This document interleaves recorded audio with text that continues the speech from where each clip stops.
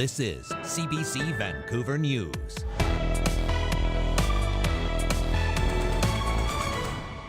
Running out of time. I'm feeling very good because my health is very good. But the other thing, economical, is really, really bad. It's an Abbotsford rest stop. Dozens call home why they now have 2 weeks to leave. Supposed to be here 8 hours max. Well, I've been here 3.5 years. Also, BC begins its campfire ban.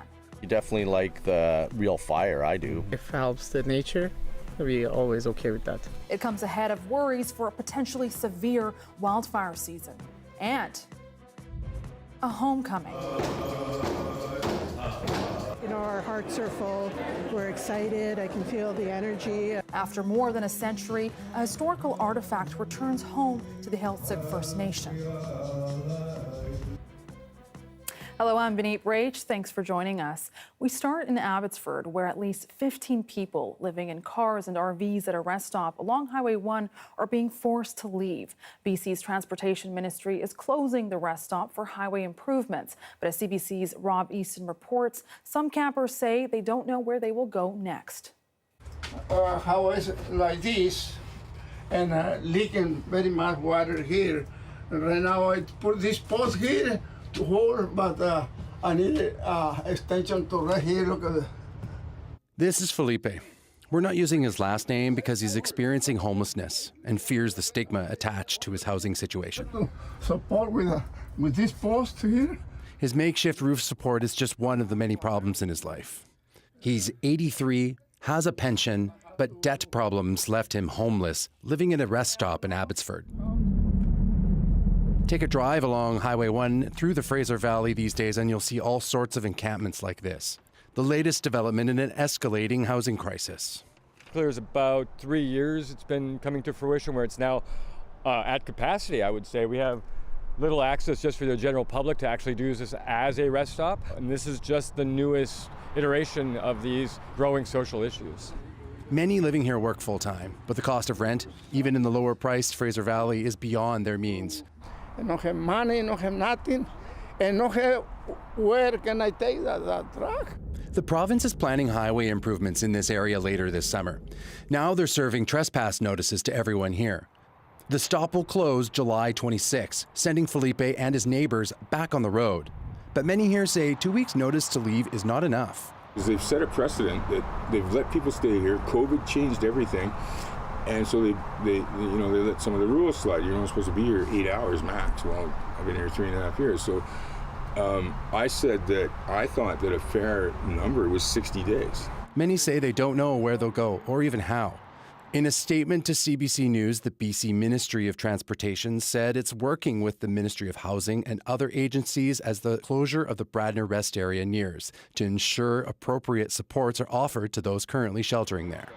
But supportive housing doesn't match with some of the independent spirits here. I got to be at home at 11. I got to leave from 10 a.m. to 1 so they can clean my room. And I'm not allowed to have visitors. And why would I want to live like that? For others, they rest on the faith that something or someone will come through. My God, He give me peace in my heart. My hope is Jesus Christ. It's only for that I really be happy. Rob Easton, CBC News, Abbotsford. And if you're planning on camping or getting outdoors, a reminder that BC has begun its campfire ban. It's in effect across the province except Haida Gwaii. Right now, open fires of any size aren't allowed unless they are licensed for prescribed burns. Shreya Chetri reports. As of noon today, open fires of all kinds are banned across most parts of British Columbia. This includes campfires. Today, we are talking with some of the campers here to see how they are keeping the spirit of camping alive without a campfire. Well, there's definitely less restrictions than there is now. People used to bring firewood over to you. Firewood used to be free. So now there's definitely a cost associated to that, as well as now we have the yearly fire bans. The Category 1 fire ban comes into effect after a run of hot and dry weather in most parts of the province. This is a complex decision that's really not made lightly. We know that campfires are an important cultural aspect in BC for recreators and for First Nations and Indigenous people. But when our fire weather index tells us that the risk is too high and our conditions are getting too dry out there, we make the decision to prohibit campfires. While many campers understand the yearly fire bans, some say they do miss the spark of a good old campfire. Yeah, I mean, we get used to it, but you definitely like the real fire. I do, personally. The heat, the warmth, the marshmallows, all that kind of stuff, because you don't want the kids slopping the marshmallows in the propane pits. It's just like, that's the vibe of the camp, right? Yeah, you just put the campfire and like gather around, put some marshmallow, and those are good things, but now we can't. Some are opting for alternatives that still provide a warm glow without the smoke. It just makes us ready for tonight then. For outdoor enthusiast Deanna Udi, a propane fire pits with lava rocks does the trick. It was years ago when the first fire ban came, and we ended up getting one of the first gas fireplaces that you could take with you, and we've always had one since. And so when the fire ban is on, we just haul that out. You know what, I think the parents prefer the propane. It's almost safer than a regular fire, so it's probably better that we all just switch over to propane. If anybody's caught breaking the ban, they could be looking at fines of up to $1,150. There are also administrative fines that can be about $10,000. And if it ends up going to the court, people can be looking at up to $100,000 in fine plus jail time. Shaurya Chetri, CBC News, Golden Ears. And police in Nova Scotia believe they have been recovered the bodies of 2 people from BC who were reported missing last month. Nova Scotia RCMP say a life raft was discovered washed up on Sable Island. That's roughly 300 kilometers southeast of Halifax. The deceased have not yet been identified, but family has been notified. 2 sailors had previously been reported missing: a 60-year-old woman and a 70-year-old man from Salt Spring Island. The pair had been traveling to the Azores on their boat, Theros, which had been missing since June 18th. A forensics team is working to identify the deceased. And ahead of the weekend, a bumpy morning for BC Ferry's passengers today. 4 sailings were preemptively canceled because of mechanical issues on the vessel, only for some of them to be reinstated later. As Michelle Gassoub reports, it triggered some vivid flashbacks to last summer's ferry chaos. There was a sense of relief here at Horseshoe Bay after what looked like it could turn into a chaotic weekend of travel at BC Ferries. Last night, BC Ferry said they discovered an issue with the power grid system of the Queen of Oak Bay. So they went ahead and preemptively canceled 4 sailings on Friday morning. But they said their engineers were able to work late into the night, and they were actually able to reinstate all the sailings from 11:25 forward. So good news for passengers here trying to get onto those weekend sailings. But the BC Ferries did acknowledge that there have been ongoing issues with their fleet as it continues to age. There's a lot of work that's going on behind the scenes to ensure that we can renew our vessels and have more reliable and more modern vessels to help support our passengers in getting where they need to go. Passengers here spoke about the travel chaos that we saw last summer. There were staff shortages that led to cancellations. There were a number of vessels undergoing refits. That also led to less sailings than usual. And there were the issues with the website glitching as people were trying to make those reservations. This summer so far, there hasn't been any major issue apart from what we saw here this morning. So passengers very much hoping for smooth sailing going forward. Last year it was really bad because we were constant. You couldn't plan for it. You just got here early and hope for the best, and you were usually late, which, but this year, at least on the Langdale run, they have almost doubled the ferry's schedule. So we always do that, give ourselves enough time. They have an hour to spare, right, dropping them off. That's, to me, the best thing to do. Last minute, if you're that kind of a person, great, but that's a chance you take, right? Meanwhile, the advice from BC Ferries stays the same. Make a reservation, show up early, and prepare for the unexpected when traveling on those busy summer weekends. Michelle Gassoub, CBC News, Horseshoe Bay. And Kelowna is marking the 3rd anniversary of a downtown crane collapse that killed 5 people. And the city and developer are now committing $150,000 to begin construction of a permanent memorial to victims of workplace accidents. We recognize the importance of this for the families and also for the community as a place of healing. The project was announced last year with the goal of opening today, but private donors were only able to generate half of the budget needed. Kelowna's Mayor Tom Dias says the city has also donated space in a nearby park for the memorial. And loved ones of the victims say the space can go a long way in healing and awareness. Well, we want somewhere to come and mourn. That's first and foremost, but then also I particularly have a message, and I want to see change in the industry, in construction, regarding safety all around. So with something being set in the city, it's going to be a continual reminder, I hope. WorkSafe BC issued new recommendations on construction crane safety last month, and criminal charges related to the Kelowna collapse are still being reviewed by Crown prosecutors. And the mayor of Merritt is sending the province an invoice of nearly $104,000. That's because of repeated closures of the local hospital's emergency room. The most recent closure just last night. Mayor Mike Getz says when paramedics have to transport those in need of emergency care to Kamloops, it takes them out of the community for at least 2 hours, which means Merritt firefighters who are on call, volunteers, have to cover medical calls. The mayor said the bill is due on August 10th. And if you're around Newton in Surrey, a heads up, the RCMP says it's checking on a bear sighting around 141 Street and 76th Avenue. Police responded to calls around noon and had last seen it in a ravine. Mounties are asking you to stay far away from the bear if you see it. Conservation officers are also involved. Meanwhile, Coquitlam RCMP are reminding people to be bear smart after a black bear locked itself inside a car on Thursday. It had destroyed the mechanism to lock and unlock the car. And due to the extent of damage inside of the vehicle, officers weren't even able to tell if there was any sort of attractant that maybe the bear might have smelt or sensed in the vehicle. And police broke the back window so the bear could escape, but not before it tore the inside of the car apart. Again, it's another reminder to really keep food away from bears, lock up your garbage, your homes, and yes, cars.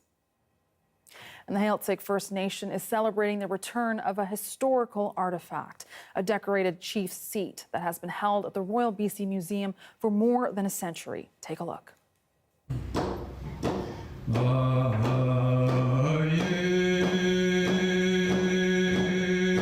So today there are members of the Heiltsuk Nation. We have some of our traditional chiefs, our elected councillors, descendants of Captain Carpenter, and members of the Heiltsuk Nation. We're here to celebrate the homecoming of this beautiful seat.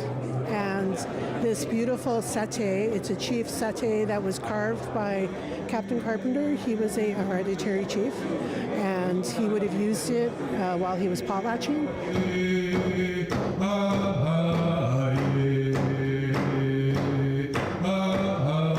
You can see the wear on it. It was used for, I believe we estimate from the time that it was carved to when it went to the museum, about 19 years of use, with potlatching. It was also the time of, colonization as well. So potlatches were being banned, across Canada. These, treasures were also being, taken out of our community. So it was a time of great change. The seat was purchased and made its way here to the Royal BC Museum, I think in 1911. And it's been here ever since. We've only been able to see much of his work in museums, traveling here to Victoria or to New York or Berlin. So to have one of his monumental pieces coming home to the community, it feels like Captain is coming home.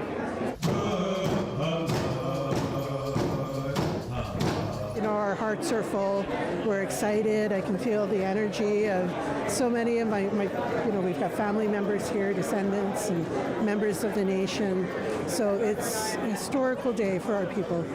Certainly the reclamation and the repatriation of our treasures coming home has been something that our elders have dreamed of, and it's, becoming a reality. This settee will be brought to the community, and the Carpenter family, Captain Carpenter's descendants, will be hosting a community feast, and it will be unveiled in our big house.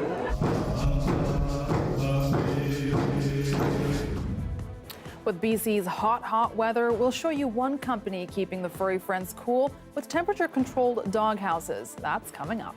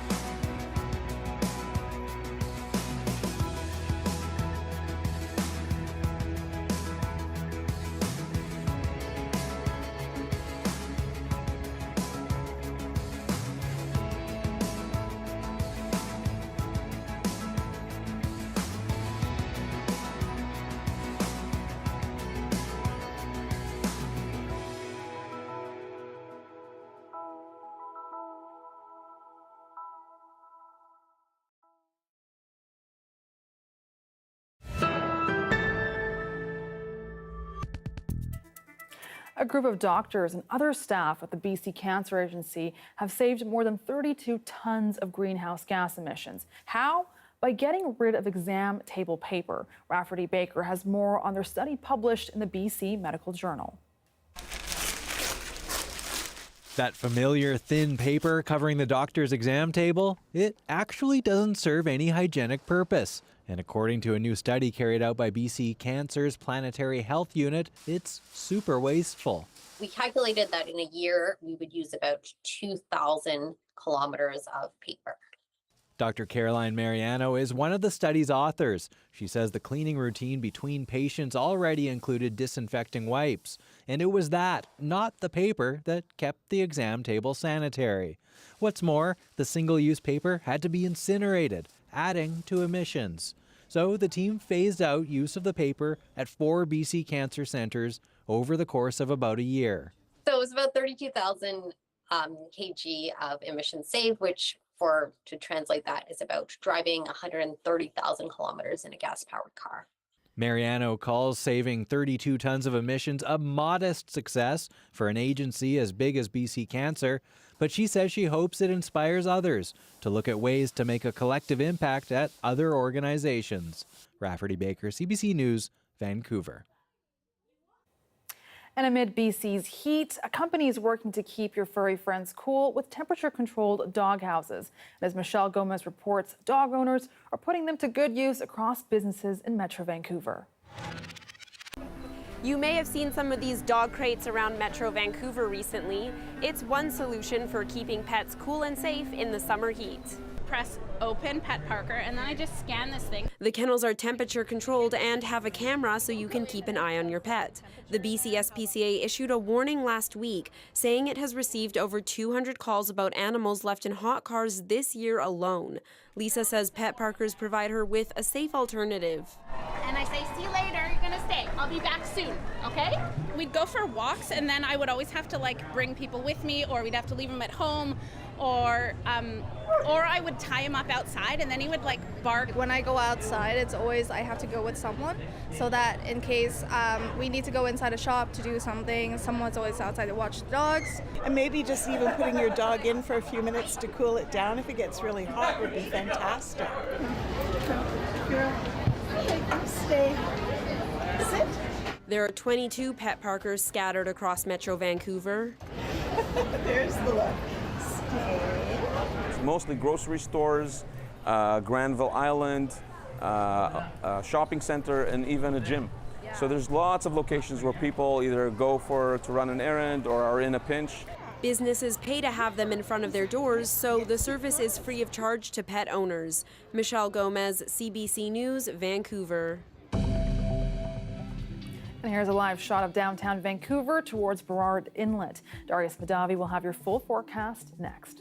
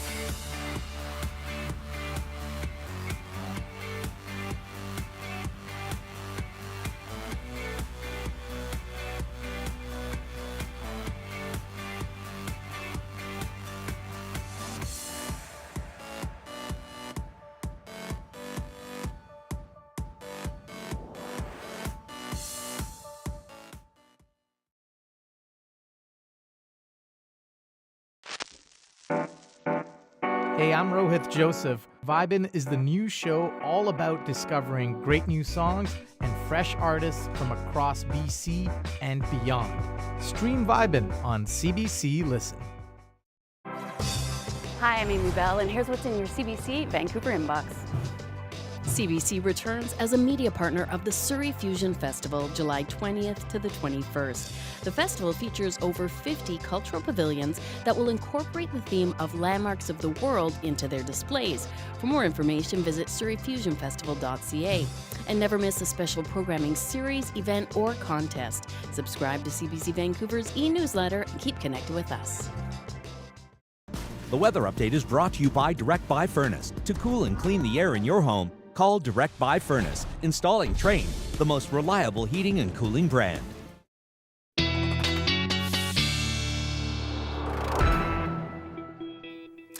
Well, Darius Madavi joins us now for a look at our BC-wide weather forecast. Darius, it's been a very hot week. What can we expect going into the weekend? More of the same, really. In the north, it's fairly seasonal, and parts of the north may see some precipitation. So this corner right here may come back down to normal fire danger or moderate fire danger, but across the south, no relief in sight from what we're seeing here. And we're starting to see the potential for more lightning strikes. We saw that today. We're going to continue seeing that in some places through the weekend. In terms of precipitation, as I mentioned, we're fairly dry right now, though there is some cloud in the north. Some of that precipitation is going to make its way into the northwest. Again, just really a minor pulse of precipitation, but it's very unlikely that it's going to make its way into the northeast, which is where we could really use it, because that's where most of our fire activity is concentrated. Although now we do have a good chunk up in the northeastern section of the Caribou fire area as well. Again, some more precipitation coming at times, but very unlikely that much of it at all will make its way to the northeast.